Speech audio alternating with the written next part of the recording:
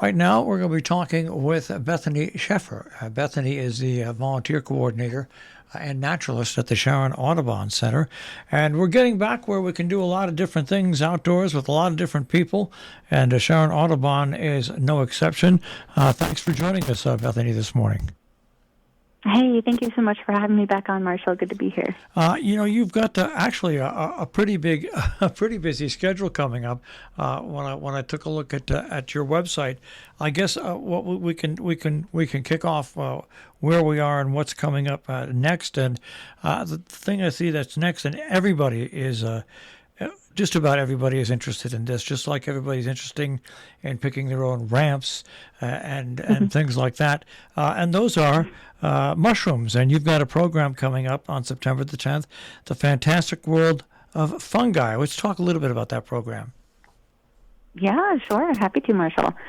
So we're really thrilled because we have a local mushroom forager and enthusiast named John Wheeler who's going to be leading us in that program.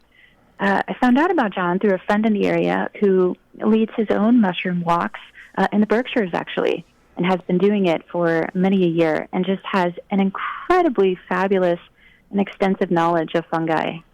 So we're very, very much looking forward to this program as we have received quite a few requests these past couple of years to start doing mushroom programs again. You know what's interesting about mushrooms? When I was younger, I won't say I was a kid, I was 22 years old. That was my first radio job. I was given a job to go interview the proprietors of a mushroom growing farm in Saugerties, New York. Wow. I was not a big mushroom fan, okay? I went up there and yes, I toured the site and I toured the farm and even in their inside growing area, and it was a very interesting tour. But what's even more interesting is after we finished the tour, they took me inside the house that was on the property, one of the buildings, and they cooked up some different mushrooms for me. And I was not a mushroom fan. I want to say that right off the bat, I was not. I instantly became a mushroom fan just simply from what mushrooms transform in their raw state, and when you cook them, the oils and the taste that they release into whatever food you put them with was amazing. So, I mean, it doesn't surprise me that people like to pick them. But like anything else that's out wild in nature, I was at a self-enclosed facility, but out wild in nature, unless you really know what you're doing, you just really shouldn't pick mushrooms. That's so true, Marshall. Yeah. Well, first of all, let me say that I'm glad you became a convert after after sampling some of those mushrooms that was prepared for you. That sounds wonderful. But yeah, that's what we like to tell people is, like you mentioned earlier in your introduction, a lot of people are, as people have been home more during the pandemic and now kind of coming out of the pandemic, people like to do these outdoor activities, like foraging and things like that, picking wild leeks or ramps. But mushrooms are really a completely different ballgame, right? I mean, there are so many that harbor all sorts of different toxins that could be really potent to us and even fatal in some cases. So you're right. You really do have to know what you're doing. And if you're new to mushroom foraging, it's much better if you are with somebody like John Wheeler, who's been doing this for a long, long time and is very confident in these IDs to be able to know what to pick that's safe to eat and what's not. And now this program, once again, The Fantastic World of Fungi, is 10 a.m. till 12 noon, September 10th. Pre-registration is available online, which is sharon.audubon.org. $20 for adults, $10 a child. But it's not only people who know and understand about mushrooms, but for anybody on the periphery, like I was many years ago, who were aware of mushrooms, but not. It's just a great time to walk. And as I look at your month of September, you are loaded with lots of great things to do. You've got on September 16th. Something as they used to say on Monty Python, and now for something completely different. But on September 16th, you've got end of summer yoga that's going to run from 9 to 10. Let's talk about that program. Yeah, sure. So this is going to be led by another guest presenter, Stephanie Ladeau, who splits her time between here and in the city, I believe.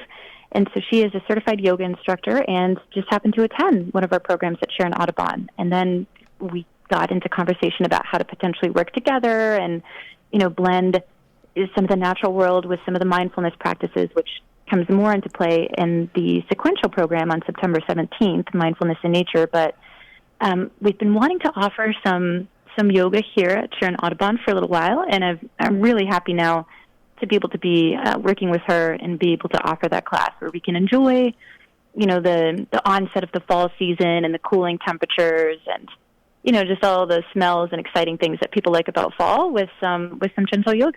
Now, so, is yeah, this it should be fun. Is this for members and non-members? I mean, alike. It is, yep. So it's $15 for members for the 1 hour, 9 to 10 a.m., and then $20 for non-members.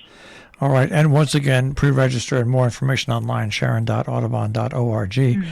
But then right after that, Mindfulness in Nature on September 17th. Let's talk about that because that happens at the Miles Wildlife Sanctuary. Yes, that's correct. So I always love talking about Miles, first of all, because I feel like since my 2 years being here working for Sharon Audubon, many people seem to be very familiar with the Sharon Audubon Center property, but those same people might not have ever visited Miles Wildlife Sanctuary. So it just feels like it's a little bit of a hidden gem in the area. And it's beautiful, Marshall. Have you been there yourself to Miles? Well, my family owns property about 2 miles from there, and we used to own 600 acres back then. Wow. And yes, I was familiar with it back then when everybody thought there was a swimming pool out in front of that. It wasn't a swimming pool. It was an area for snakes to come out and sun. And if people wanted to view it from a safe distance, they could view it, snakes from a safe distance. So I've always been aware of the Miles Center, and it is a fantastic piece. Out like the Sharon Audubon Center itself, they're out in nature. They're not around anything else. Nature surrounds them, and it's the same thing with the Miles Center. Once again, it is surrounded by nature. Their own pond and a huge swamp to the other side of it. So yeah, I mean, it is. And people used to confuse our house from that house. But the Miles Sanctuary is an unbelievable place if you'd like to explore nature.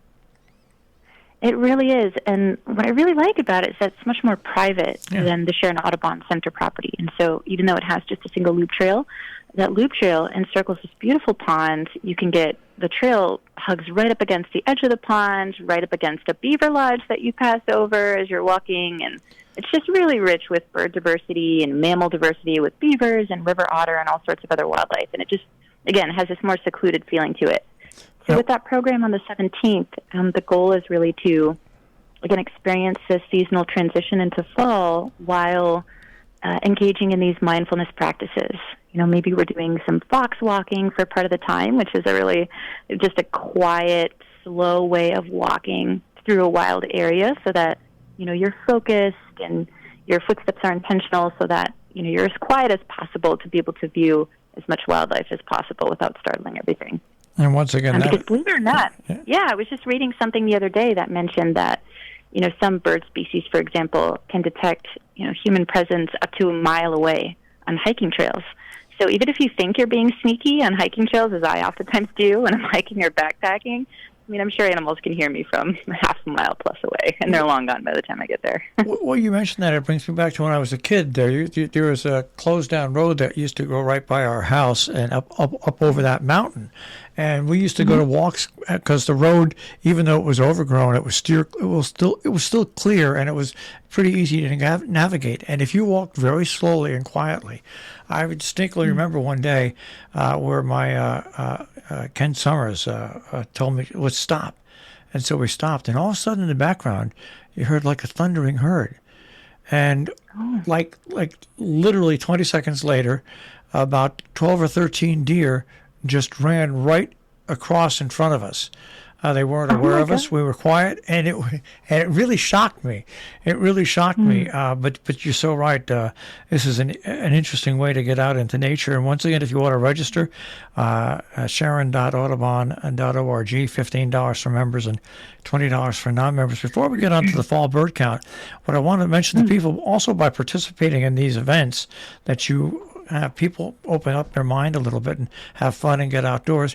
But you really are responsible for your own local budget, and all this goes towards the operation and the expansion of programs at the center. Yes, that's correct, Marshall. Thank you for that. Yes, we do rely almost exclusively on donations. We do have a budget from the national office, but we rely very heavily nonetheless on donations from the folks that come to our programs and support our animals through the Adopt an Animal program and through donations to our wildlife rehab clinic and the like. So, yes, that is correct. Thank you for mentioning that. Well, the reason I mention it is because we're an NPR member station, people think that NPR supports is, well, no, we only get a tiny fraction of our support from NPR, and you're exactly like that. Yes, you are a member of the Audubon Society, but your support really and your existence does not really depend on that. It depends on local people supporting what you do and people that like outdoor events and Audubon. September 24th, the Fall Bird Tour, 7 to 8:30, once again at the Miles Wildlife Sanctuary. Yes, and I was thinking about this just yesterday, Marshall.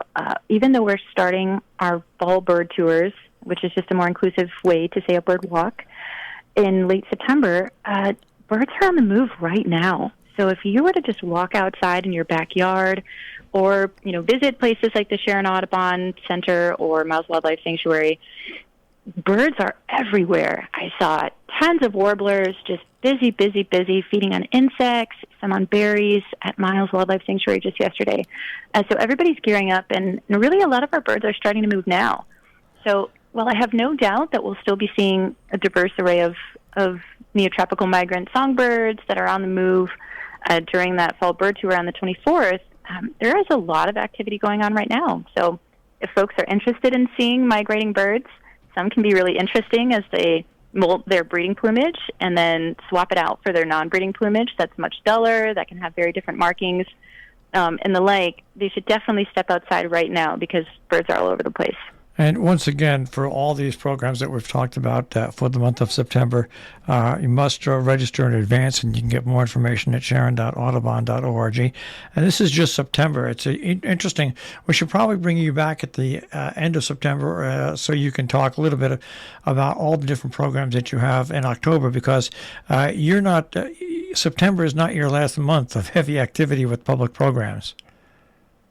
That's correct. It sort of felt like that all has concluded a little bit since the summer was tremendously busy for all of us with our summer camp and off-site education programming and such. But, we have a little bit of a lull at the end of August, but then we jump right back into it September, and then it really doesn't slow down until about November.